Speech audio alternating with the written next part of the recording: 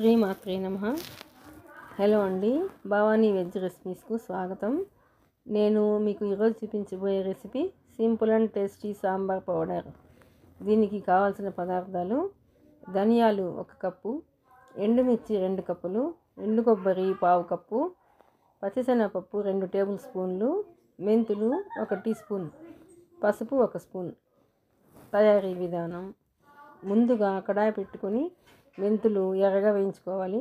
తర్వాత ఎండు కొబ్బరి, పచ్చిశనగపప్పు దోరగా వేయించుకోవాలి. ధనియాలు కొంచెం వేడయ్యాక వేయించి పక్కన పెట్టుకోండి.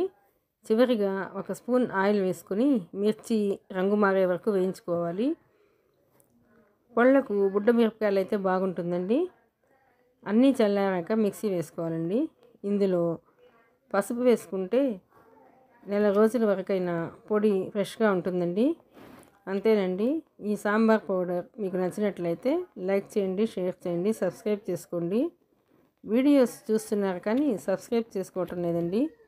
సబ్స్క్రైబ్ చేసుకుంటే మీకు నోటిఫికేషన్ ద్వారా నేను పెట్టబోయే కొత్త వీడియోస్ కూడా వస్తాయండి.